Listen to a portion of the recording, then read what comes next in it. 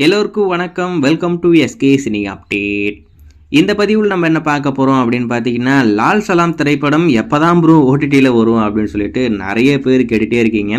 இந்த வாரம் வரப்போகுது அப்படின்ற மாதிரி சொன்னாங்க. இன்னமும் வரலையே, எப்போதான் ப்ரோ வரும் அப்படின்ற மாதிரி கேட்குறீங்க. யார் உங்ககிட்ட இந்த வாரம் வரப்போகுதுன்னு சொன்னாங்கன்னு தெரியல. ஏன்னா நம்ம ஏற்கனவே அந்த அப்டேட்டை விசாரித்து சொல்லிட்டோம். இந்த படத்துடைய டிஜிட்டல் ரைட்ஸ் இன்னும் சேல் ஆகவே இல்லை. யாரும் இந்த படத்தை கேட்கவும் இல்லை, இந்த படத்தை யாரும் வாங்க தயாராகவும் இல்லை அப்படின்ற மாதிரி நம்ம சொல்லியிருந்தோம். சேட்டலைட்டை பொறுத்த வரைக்கும் சர்டிஃபிகேட்டை எப்படி விற்று முடிச்சிட்டாங்க. ஆனால் ஓடிடி ரைட்ஸை பொறுத்த வரைக்கும் இன்னும் யாரும் வாங்கவே இல்லை.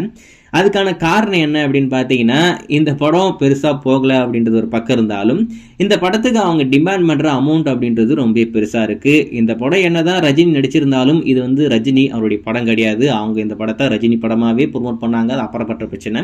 ஆனால் இந்த படத்தை பொறுத்த வரைக்கும் விஷ்ணு விஷால், விக்ராந்த் இவங்க 2 பேர் தான் இந்த படத்துடைய ஹீரோ. அவங்க தான் இந்த படத்துடைய லீட் ரோல் பண்ணியிருக்காங்க. சூப்பர் ஸ்டாரை பொறுத்த வரைக்கும் கேமியோ ரோல் வந்துட்டு போயிருக்காப்புல. ஆனால் அது கேமியோவா அப்படின்றது யாருக்கும் தெரியல. பார்த்த எல்லாருமே என்னடா படம் ஃபுல்லாக வந்துகிட்டு இருக்காரு அப்படின்ற மாதிரி தான் பேசிக்கிட்டு இருக்காங்க. இந்த படத்துடைய அதிகபட்சமா அப்படின்னு பார்த்தீங்கன்னா 8 கோடி தான் இதுக்கு வேல்யூ. அது 8 கோடியேன்றது அதிகம் தான். 8,000 தான் இதுக்கு மேலே போயிருக்கலாம். படமே மிகப்பெரிய டெசாஸ்டர். அது 8 கோடி அப்படின்றது கண்டிப்பாக இந்த படம் வேலை போகாது.